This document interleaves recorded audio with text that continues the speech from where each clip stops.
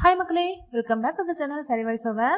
நம்ம சேனலில் நம்ம இப்போ பார்த்துட்டு இருக்க பாய்ஸ் ஓவர் ஃப்ளவர்ஸ் ட்ராமாவை தொடர்ந்து பார்க்குறதுக்காக சேனலை சப்ஸ்கிரைப் பண்ணி வச்சுக்கோங்க. இன்னைக்கு நம்ம அடுத்த எபிசோட் என்னங்கிறத பார்த்துடலாம்.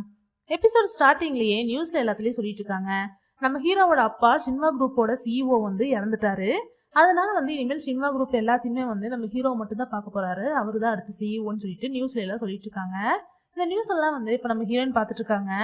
அப்போ ஜெனிஃபர் கேட்டுட்டு இருக்கா, இன்னும் இந்த ஜேசனை பற்றியே தான் நியூஸ்ல எல்லாம் சொல்லிட்டு இருக்காங்க. 1 வருஷம் ஆக போகுது, இன்னும் இந்த விஷயம்லாம் என்ன மறக்கவே இல்லை. அதுவும் இல்லாமல் ஏன் அவனுக்கு மெசேஜ் எதுவுமே பண்ண மாட்டேன்றா, கால் எதுவும் பண்ண மாட்டேன்றானே தெரில, அவன் ஏதாவது பேசினானா அப்படின்னு சொல்லிட்டு கேட்குறாங்க.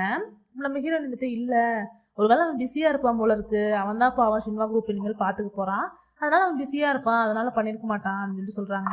சரி உனக்கு பண்ணல ஓகே, F4 பாய்ஸ் கூடயுமே பேசாமல் இருக்கான்னு தெரியலையே அப்படின்னு சொல்லி கேட்டிருக்காங்க ஜெனிஃபர். என்ன பண்ணுறது தெரில, அவன் தான் இனிமேல் சிஇஓ, அவன் பழைய மாதிரி சின்ன பையன் கிடையாதுல்ல அப்படிலாம் சொல்லி 2 பேர் பேசிட்டு இருக்கும்போது அந்த ரெஸ்டாரண்ட்டுக்கு எப்பவுமே வர ஒரு அங்கிள் வராரு. என்ன இன்னும் யாருமே வேலையை செய்யலையா, எப்போவுமே இந்த ரெஸ்டாரண்ட்ல இப்படி தான்ப்பா இருக்கிறவன் எல்லாம் வேலை செய்ய தூங்கிட்டே தான் இருக்கீங்க அப்படின்னு திட்டிகிட்டே இருக்காரு. அப்போ அந்த அங்கிள் திரும்பவும் எப்பயும் போல அந்த ரெஸ்டாரண்ட்ல எந்த ஃபுட் இருக்காதோ அதே ஃபுட்டவே கேட்குறாரு. அப்போ இந்த மாஸ்டரும் சமைச்சு கொண்டு கொடுக்குறாங்க. அதை ஃபுல்லாக நல்லா சாப்பிட்டுட்டு நல்லாவே இல்லை, இவனுக்கு செய்யவும் தெரிய மாட்டேங்குது, செய்யாதன்னு சொன்னாலும் கேட்க மாட்டேங்குதா, என்ன ரெஸ்டாரண்ட் வச்சு நடத்துறீங்க அப்படின்னு சொல்லி திட்டிகிட்டே இருக்காங்க. இப்போ நம்ம ஹீரோயின் வெளியே மழை பெய்யுது, நீங்கள் கொடையை எடுத்துகிட்டு வரல, இந்தாங்க இந்த கொடையை எடுத்துகிட்டு போங்க, அடுத்த டைம் வரும்போது கொண்டு வாங்கன்னு சொல்லிட்டு கொண்டு போய் கொடுக்குறாங்க. அப்போ அந்த அங்கிள் நம்ம ஹீரோயினை பார்த்து சிரிச்சுக்கிட்டே, நீ ரொம்ப நல்ல பொண்ணுமா, நீ ஒரு லோட்டஸ் ஃப்ளவர் மாதிரி இருக்க அப்படின்னு சொல்லி சொல்கிறாரு. இப்போ நம்ம ஹீரோயின் எனக்கு புரியல, லோட்டஸ் ஃப்ளவர்னா எப்படி சொல்ல வரீங்க அப்படின்னு சொல்லி கேட்குறாங்க. அந்த லோட்டஸ் ஃப்ளவர் எதுக்காக சேத்துல வளருதுன்னு உங்களுக்கு தெரியுமா அப்படின்னு சொல்லி கேட்குறாரு. நம்ம ஹீரோயின் தெரியலையே அப்படின்னு சொல்லி சொல்லும் போது, இதுதான் உனக்கு ஹோம் ஒர்க்கு, நான் இதையே அது சேத்துல வளருதுன்னு நீ கண்டுபிடிச்சிட்டு அடுத்த வாட்டி நீ சொல்ற அப்படின்னு சொல்லிட்டு அங்கேருந்து போறாரு. இப்போ அந்த மாஸ்டர் இவர் எதையுமே சாதாரணமாக சொல்ல மாட்டாரு, நீ ஈஸியாக எடுத்துக்காத, அது என்னன்னு கண்டுபிடி அப்படின்னு சொல்லி சொல்றாரு. அப்போ ஜெனிஃபர் இவருக்கும் உங்களுக்கும் என்ன சம்மந்தம், என்ன விஷயம் எங்களுக்கு சொல்லுங்கன்னு சொல்லி கேட்டுட்டே இருக்கா. ஆனால் அவர் ஒன்றுமே சொல்லாமல் போயிடுறாரு. அப்போ அங்கே நியூஸ் பேப்பரில் காட்டுறாங்க, இந்த மாஸ்டரும் அந்த அங்கிளும் ஏதோ ஒரு நியூஸ் பேப்பரில் வந்திருக்காங்க ஃபோட்டோவில். இவங்க தான் ஹெட் ஷெஃப்னு சொல்லிட்டுலாம் வந்திருக்கு ப்ளூ ஹவுஸோட. ஆனால் இவங்க 2 பேருக்கு என்ன ரிலேஷன்ஷிப்னு இன்னும் தெரியல. இப்போ நம்ம ஹீரோயினோட வீட்டில் காட்டுறாங்க. இப்போ இவங்களாம் என்ன ஒர்க் பண்ணிட்டு இருக்காங்க அப்படின்னா, ஏன்னா நம்ம ஹீரோயினோட அம்மாவுக்கும் அப்பாவுக்கும் வேலை இல்லைங்கிறதுனால பொம்மையெல்லாம் செஞ்சு வித்துட்ருக்காங்க. அப்போ அந்த மாதிரி பொம்மையெல்லாம் வீட்டில் இருக்கிற எல்லாருமே சேர்ந்து செஞ்சுட்டு இருக்கும்போது நம்ம ஹீரோயினோட தம்பி இந்த பாத்தியா, இந்த கேட்டுக்கு நான் இந்த மாதிரி கேர்லி ஹேர் வச்சிருக்கேன், இதை பார்க்கறதுக்கு ஜேசன் மாதிரியே இருக்குல்ல அப்படின்னு சொல்லிட்டு இருக்கான். அது கேட்ட உடனே நம்ம ஹீரோனுக்கு ஒரு மாதிரி சேட் ஆயிடுது, ஜேசன் நினைப்பு வந்துடுது.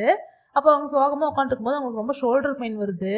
என்ன நம்ம ஹீரோனுக்கு ஏதோ ப்ராப்ளம் இருக்கு போல இருக்கு, அதனால அடிக்கடி ஷோல்டர் பெயின் வந்துட்டே இருக்கு. அப்போ நம்ம ஹீரோனோட அம்மா என்ன பண்ணுறது, டெய்லி இந்த ஒர்க்கு செஞ்சு ஷோல்டர் பெயின் வந்துடுது, எனக்கும் தான் வலிக்குது அப்படின்னு சொல்லிட்டு இருக்காங்க. அப்போ அவங்க அப்பாவும் தம்பியும் போயிட்டு அவங்க அம்மாவுக்கு மசாஜ்லாம் பண்ணி விட்டுருக்கும் போது நம்ம ஹீரோயின் அவங்க ரூமுக்கு யோசிச்சுட்டு இருக்காங்க ஜேசன் பற்றி. யோசிச்சுட்டு ஒரு பொம்மைக்கு எடுத்து நம்ம ஹீரோ கொடுத்த செயினை போட்டு விட்டு நம்ம ஹீரோட்ட பேசுகிற மாதிரி நினச்சி பேசிகிட்டு இருக்காங்க. ஏன் நீ ஒரு கால் கூட பண்ண மாட்டேன்ற, நீ சீக்கிரமாக இங்கே வீட்டுக்கு வரணும், வரலைன்னா நான் உன்னை கொன்றுவேன் அப்படிலாம் சொல்லி நம்ம ஹீரோ திட்டுற மாதிரி நினச்சி பேசிகிட்டு இருக்காங்க.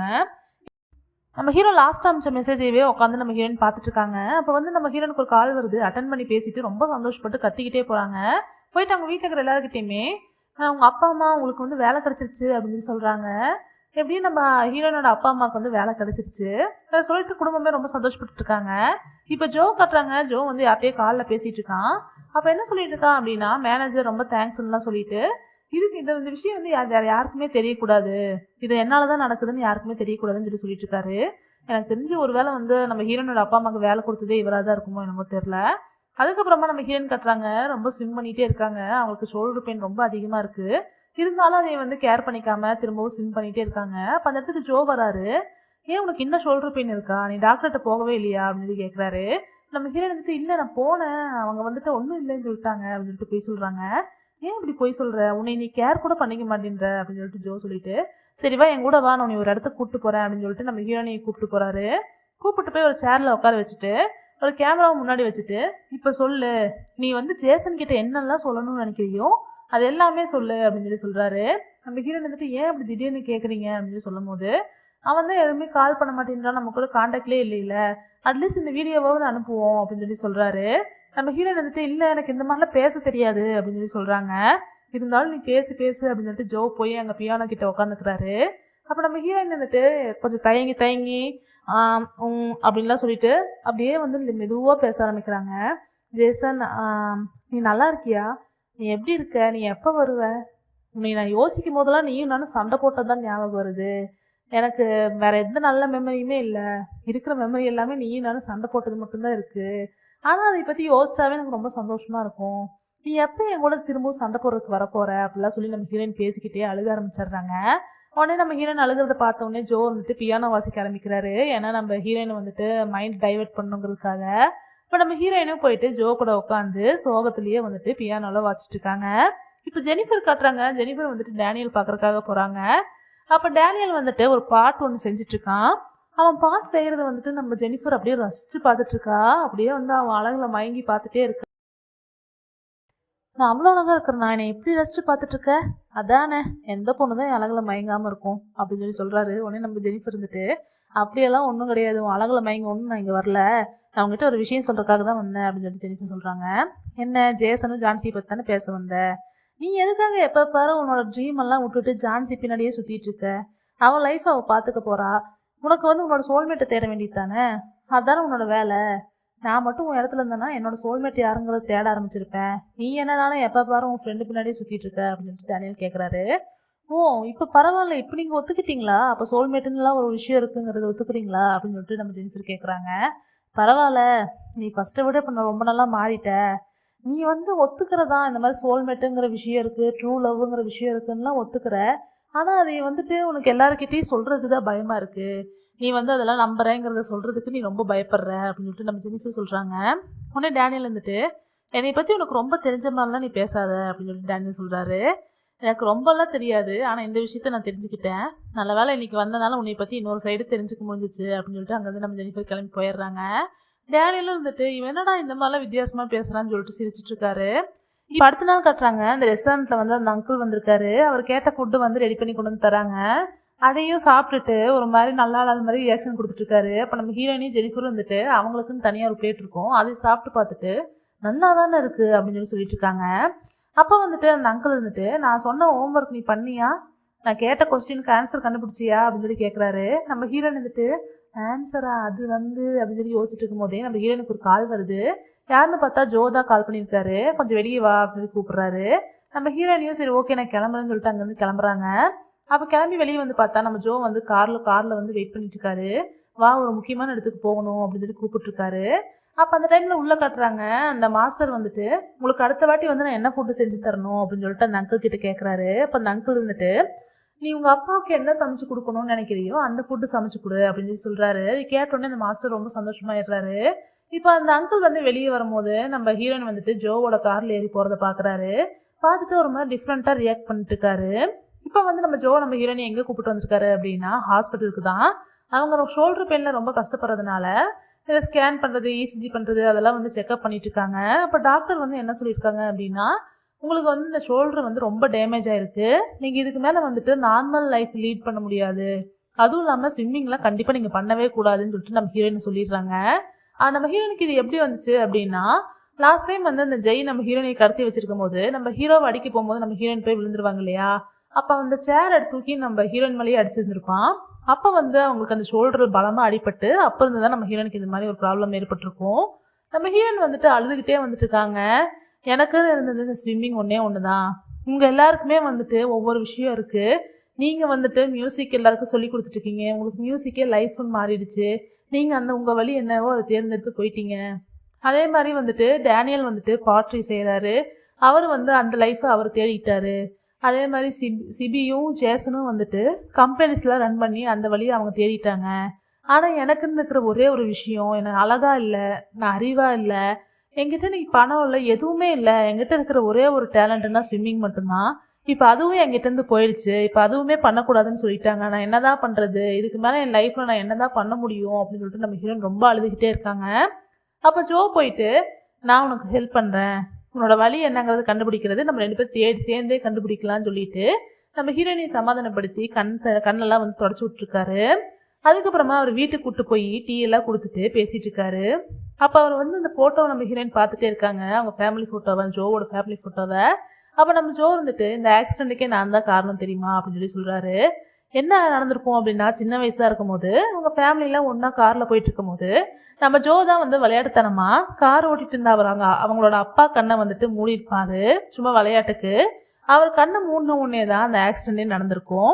அதில் நம்ம ஜோ மட்டும் தான் பொழைச்சிருந்துருப்பாரு. எனக்குன்னு ஒரு தாத்தா இருக்காரு, ஆனால் வந்து அவர் என்னை பார்க்க கூட வந்ததில்லை இப்போ வரைக்கும். ஏன்னா அவங்களோட பசங்க சாகிறதுக்கு நான் தான் காரணமாயிட்டேன்னு நினைக்கிறாரு. அதனால அவர் என்னை வெறுத்துட்டாரு போல இருக்கு அப்படிலாம் சொல்லி ஜோ சொல்கிறாரு. ஆனால் அதுலேருந்து நான் வெளியே வர்றதுக்கு முக்கியமான காரணமே சோஃபியா மட்டும்தான். என்னோட லைஃப்பை நான் ஸ்டார்ட் பண்ணணுங்கிறதே அவள் தான் எனக்கு சொல்லி கொடுத்தா. இப்போ இது என்னோட டேர்ன்னு நினைக்கிறேன். நான் உனக்கு இனிமேல் எப்படி உன்னோட லைஃப் ஸ்டார்ட் பண்ணுறதுன்னு சொல்லித்தரேன் அப்படின்னு சொல்லி சொல்கிறாரு. நம்ம ஹீரோயினையும் அதை கேட்டு சந்தோஷமாக சிரிக்கிறாங்க. இப்போ நம்ம ஹீரோயின் வீட்டுக்கு வந்ததுக்கப்புறமா அவங்க ரூமில் போயிட்டு அவங்க ஸ்விம்மிங் பற்றின நிறைய திங்ஸ் வச்சுருப்பாங்க. அது எல்லாமே எடுத்து பேக் பண்ணிடுறாங்க ஒரு பாக்ஸில். ஏன்னா அவங்களால இதுக்கப்புறம் ஸ்விம் பண்ண முடியாது அப்படிங்கிறனால அப்படியே வருத்தத்தோடய எடுத்து பேக் பண்ணிட்டு இருக்காங்க. இப்போ ஹாலுக்கு வந்து அவங்க அப்பா அம்மாவுக்கு ஹெல்ப் பண்ணலான்னு சொல்லிட்டு வரும்போது பார்த்தா அவங்க ஒரு ட்ராமா ஒன்று டிவியில் பார்த்துட்ருக்காங்க. அதில் வந்து என்ன சீன் போயிட்டுருக்கு அப்படின்னா, நம்ம ஹீரோயின் சொன்ன அதே டைலாக் வந்து அந்த ட்ராமாலையும் போயிட்டுருக்கு. என்ன அப்படின்னா, அந்த ஹீரோயின் வந்துட்டு அவங்க ஹீரோட்ட வந்துட்டு, ஏன் நீங்கள் வந்து அவங்க லவர் தேடி போக மாட்டேங்கிறீங்க, ஏன் வந்து இங்கேயே அவங்களோட டைமை வேஸ்ட் பண்ணுறீங்க, நீங்கள் உண்மையாக லவ் பண்ணுறீங்கன்னா அவங்கள தேடி போங்க அப்படின்னு சொல்லிட்டு நம்ம ஹீரோயின் வந்து இந்த ஜோட்ட சொல்லியிருப்பாங்க இல்லையா, அதே மாதிரியே இப்போ அந்த ட்ராமாவில் வர ஹீரோயின் வந்துட்டு அந்த ட்ராமாவில் வர ஹீரோட்ட சொல்லிட்டு இருக்காங்க. அதை பார்த்தோன்னே தான் நம்ம ஹீரோயினுக்கு ஞாபகம் வருது, நம்மளும் இந்த மாதிரி தானே ஜோக்கு சொன்னோம், நம்மளும் போய் அந்த ஜேசனை பார்த்து என்ன விஷயம்னு கேட்டால் தானே சரியாக இருக்கும், நான் இங்கேருந்து ஃபீல் பண்ணுறதுனால என்ன ஆக போகுதுன்னு சொல்லிட்டு யோசிக்க ஆரம்பிக்கிறாங்க. இப்போ அடுத்த நாள் கட்டுறாங்க. நம்ம ஹீரோயின் வந்துட்டு ரெஸ்டாரண்ட்டில் உட்காந்து அங்கே போகிறதுக்கு எவ்வளோ அமௌண்ட் தேவைப்படும், அந்த டிக்கெட்டுக்கு எவ்வளோ தேவைப்படும், இதெல்லாம் வந்துட்டு கால்குலேட் பண்ணிட்டு இருக்காங்க. அதுக்கப்புறமா போய் அந்த ரெஸ்டாரண்ட் ஓனர்கிட்ட எனக்கு கொஞ்சம் அட்வான்ஸ் வேணும் கொடுப்பீங்களா அப்படின்னு சொல்லிட்டு கேட்குறாங்க.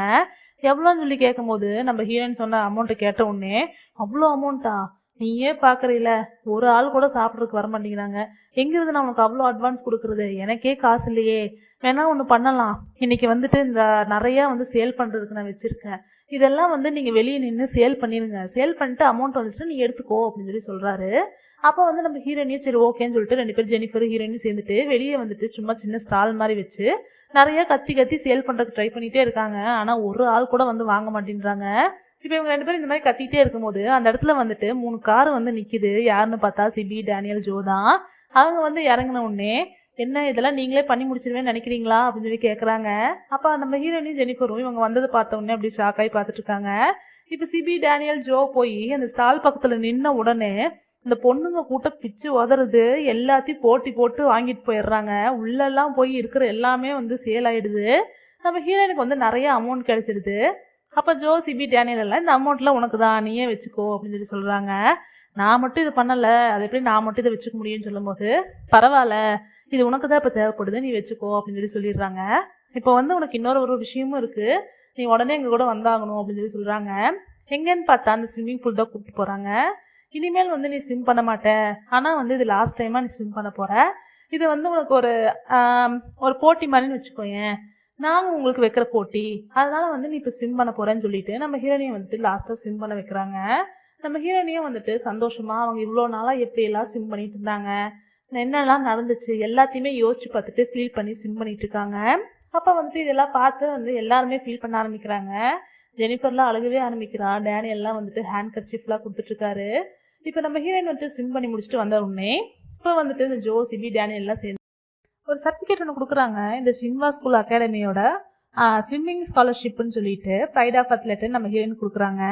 அது நம்ம ஹீரோயினையும் ரொம்ப சந்தோஷமாக வாங்கிக்கிறாங்க. நீ அவனை பார்த்து உடனே அவன் மூக்குலேயே குத்துற சரியா அப்படின்னு சொல்லிட்டு அவங்களாம் சிரித்து பேசிகிட்டு இருக்காங்க. இப்போ நம்ம ஹீரோயினையும் வந்து அடுத்த நாள் வந்து இந்த மக்காவுக்கு வந்துடுறாங்க. வந்த உடனே பார்த்தா அங்கே ரொம்ப எல்லாமே எக்ஸ்பென்சிவாக இருக்குது. நம்ம ஹீரோயினையும் பஸ்ஸை பிடிச்சி அங்கே இங்கேன்னு சுற்றி ஊரெல்லாம் சுற்றி பார்த்துட்டு எப்படியோ ஒரு வழியாக நம்ம ஹீரோ இருக்கிற இடத்துக்கு வந்துடுறாங்க. வந்த உடனே அவங்களுக்கு ஒன்றுமே புரியல, எந்த பக்கம் போகணும் எங்கே போகணுன்னே தெரியல. என்னடா இது இவ்வளோ பெரிய இடமா இருக்குது, இது ஃபுல்லாகவே அவனோடது தானா, இங்கே எங்கடா என்ட்ரன்ஸ் இருக்குது அது கூட தெரிய மாட்டேங்குதுன்னு சொல்லிட்டு நம்ம ஹீரோயின் புலம்பிகிட்டே தேடிட்டு இருக்காங்க. அப்போ கரெக்டாக பார்த்தா அங்கே காரில் வந்து நிற்கிது. அந்த கார்லேருந்து நம்ம ஹீரோ தான் இறங்கி போகிறாரு. நம்ம ஹீரோவை பார்த்த உடனே, ஓ இதான் என்ட்ரன்ஸா, ஏன் நில்லு ஜேசன் ஜேசன் சொல்லிட்டு கட்டிக்கிட்டே வந்துட்டு இருக்காங்க. ஆனால் நம்ம ஹீரோ வந்து நம்ம ஹீரோனியவே பார்க்கல, அவர் பாட்டுக்கு உள்ளே போயிடுறாரு. இப்போ நம்ம ஹீரோயின் உள்ளே போய் நம்ம ஹீரோ பார்க்கலான்னு சொல்லிட்டு ட்ரை பண்ணும்போது அந்த செக்யூரிட்டி கார்டெலாம் வந்து நம்ம ஹீரோனியை பிடிச்சி வெளியே தள்ளி விட்டுறாங்க. அவனை பார்க்கறதுக்காக தான் வந்தேன், அவன்கிட்டயே போய் கேளுங்க நான் யாருன்னு தெரியும் அப்படிலாம் சொல்லிட்டு இருக்காங்க. அவங்க இங்கேருந்து நிற்கக்கூடாது போன்னு சொல்லிட்டு அவங்க லாங்குவேஜில் பேசுகிறதுனால நம்ம ஹீரோயினும் ஒன்றும் பண்ண முடியாமல் வெளியே வந்துடுறாங்க. வந்துட்டு ரொம்ப நேரமாக வெளியவே வெயிட் பண்ணிட்டு இருக்காங்க. ஹீரோ வெளியே வருவாருன்னு சொல்லிட்டு. ஆனால் நம்ம ஹீரோ வெளியவே வரல. அப்போ வெயிட் பண்ணிட்டு இருக்கும்போது அங்கே ஒரு பொண்ணு போகிறா. அந்த பொண்ணோட பேக்ல இருந்து வந்து ஒரு மேப் மாதிரி ஒன்று கீழே விழுந்துருது. அப்போ நம்ம ஹீரோயினும் அதை எடுத்து பார்க்குறாங்க. பார்த்தா அந்த மேப் வந்து இந்த மக்காவு ஃபுல்லாக வந்து சுற்றி பார்க்குறதுக்கான மேப் தான். அதை பார்த்தோன்னே நம்ம ஹீரோயினும் ரொம்ப சந்தோஷமாயிடுறாங்க. சரி அட்லீஸ்ட் நம்ம போய் சாப்பிடவாது செய்யலாம், அந்த மேப்பை கண்டுபிடிச்சி ஒவ்வொரு மார்க்கெட்டாக போகலான்னு சொல்லிட்டு நம்ம ஹீரோயினே வந்துட்டு ஒரு மார்க்கெட்டுக்கு வராங்க. அங்கே நிறைய ஃபுட் ஐட்டம்ஸாக இருக்குது. நம்ம ஹீரோயினையும் ஒவ்வொன்றா டேஸ்ட் பண்ணி பார்த்து அவங்களுக்கு பிடிச்சதெல்லாம் வாங்கிட்டு இருக்காங்க. அப்போ வாங்கிட்டு இருக்கும்போது அங்கே ஒரு திருட வரான். அவன் வந்து நம்ம ஹீரோனோட பேக்லேருந்து கரெக்டாக ஒரு பர்ஸை மட்டும் அப்படியே எடுக்கிறான். அங்கே ஒரு பொண்ணு கரெக்டாக வந்து அந்த திருடனை பிடிச்சிட்டு என்னடா பண்ணிட்டு இருக்க, எதுக்குடா அந்த பர்ஸை திருடிட்டு இருக்க அப்படிலாம் சொல்லிட்டு இருக்கும்போதே நம்ம ஹீரோயினும் பார்த்துடுறாங்க. அச்சோ என்னோட பர்ஸு தான் திருடிட்டானா அப்படின்னு சொல்லிட்டு இருக்கும்போதே அந்த பொண்ணு போட்டு நல்லா அவனை அடிக்க ஆரம்பிச்சிடுறா. உடனே அந்த திருட வந்துட்டு நம்ம ஹீரோயின் கழுத்தில் கத்தி வச்சுட்டு கிட்ட வந்தீங்கன்னா நான் இந்த பொண்ணை கொண்டுருவேன் அப்படின்னு சொல்லிட்டு மிரட்டிட்டு இருக்கான். அப்போ அந்த பொண்ணு இருந்துட்டு அந்த கொரியன் தெரிஞ்ச பொண்ணாக தான் இருக்குது. அந்த பொண்ணு இருந்துட்டு உனக்கு கொரியன் தெரியும் தானே, இப்போ நான் சொல்கிறது புரியுது இல்லை, நான் வந்து 1 2 3 சொல்கிறேன், அவன் கையை பிடிச்சி நல்லா கடிச்சு வச்சிரு சரியா அப்படின்னு சொல்லிட்டு கொரியனில் பேசிக்கிறாங்க. அப்போ நம்ம ஹீரோயினையும் சரி ஓகேன்னு சொல்லிட்டு நம்ம அந்த பொண்ணு வந்து 1 2 3 சொன்ன உடனே அந்த திருடனோட கையை பிடிச்சி கடிச்சிடுறாங்க. அதனால அவனும் நம்ம ஹீரோயினை விட்டுடுறான். உடனே வந்து இந்த பொண்ணு அந்த திருடன் கூட நல்லா சண்டை போட ஆரம்பிச்சிடுறான். சண்டை போட்டு அவனை வந்து கீழே தள்ளி விட்டுறா. அப்போ அங்கே ஒரு 2 3 செக்யூரிட்டி கார்டெலாம் இருக்காங்க. அவங்களாம் வந்து அந்த திருடனை பிடிச்சி போலீஸ்கிட்ட கொடுத்துட்றாங்க. இப்போ நம்ம ஹீரோயின்கிட்ட அந்த பர்ஸை வந்து அந்த பொண்ணு போய் திருப்பி கொடுத்துட்றான்.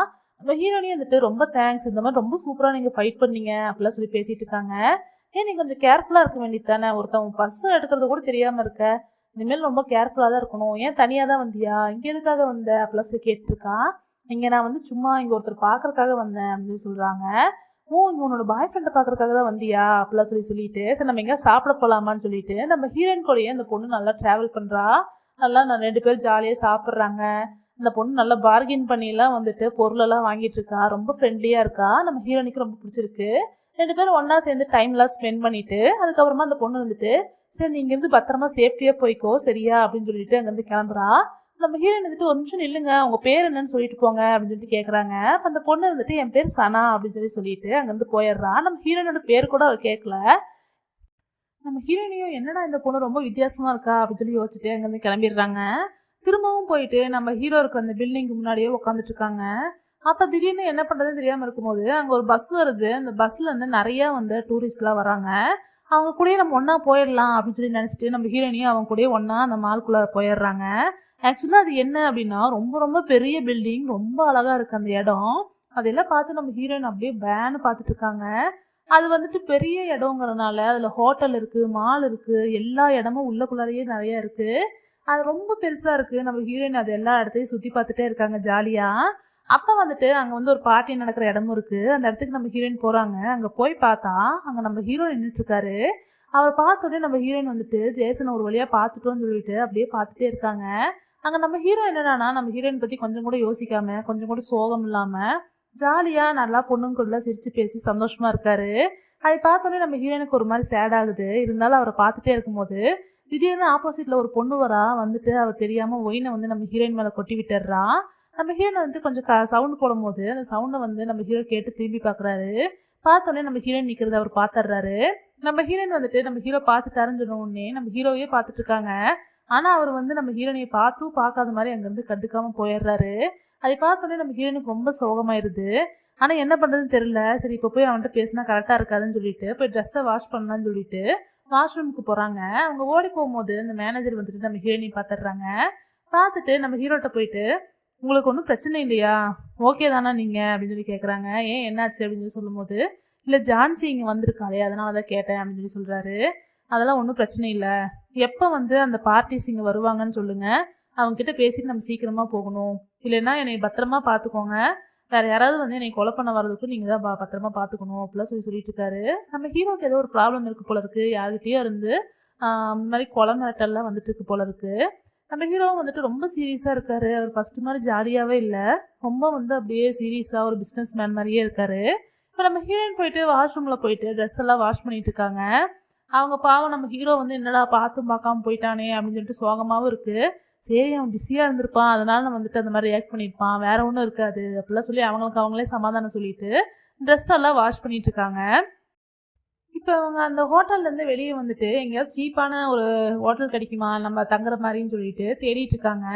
அப்போ அவங்க தேடிட்டே வந்துட்டு இருக்கும்போது அங்கே ஒரு சின்ன பையன் வரான். வந்துட்டு அக்கா உங்களுக்கு ஏதாச்சும் ஹோட்டல் தானே வேணும், உங்களுக்கு சீப்பானது நான் கொடுக்குறேன் வாங்கன்னு சொல்லிட்டு நம்ம ஹீரோனோட சூட்கேஸையே அவனே வந்துட்டு வாங்க நான் கேரி பண்ணிக்கிறேன்னு சொல்லிட்டு எடுத்துகிட்டு போயிட்டு இருக்கான்.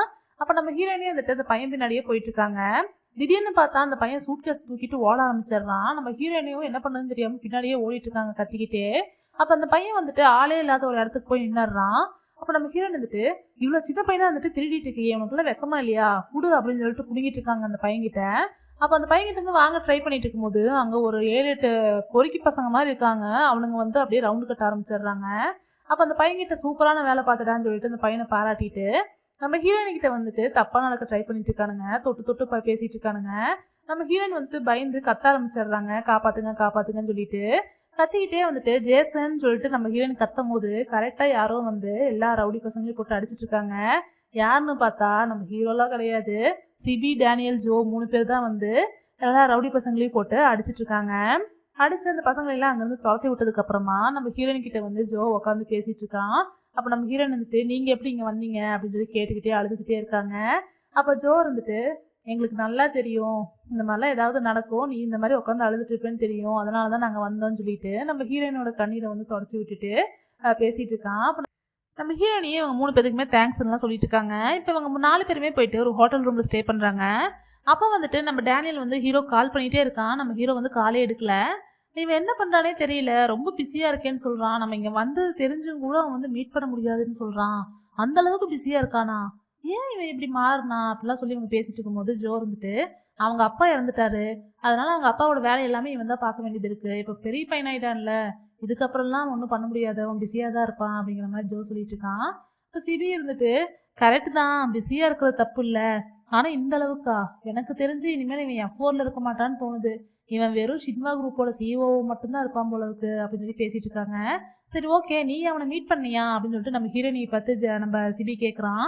அப்போ நம்ம ஹீரோயின் வந்துட்டு இல்லை நான் எப்படி அவனை மீட் பண்ணியிருக்க முடியும், அவனை பார்த்தா ரொம்ப பிஸியாக இருக்க மாதிரி தெரியுது, அப்புறம் எப்படி நான் மீட் பண்ண முடியும் அப்படின்னு சொல்லி சொல்கிறாங்க.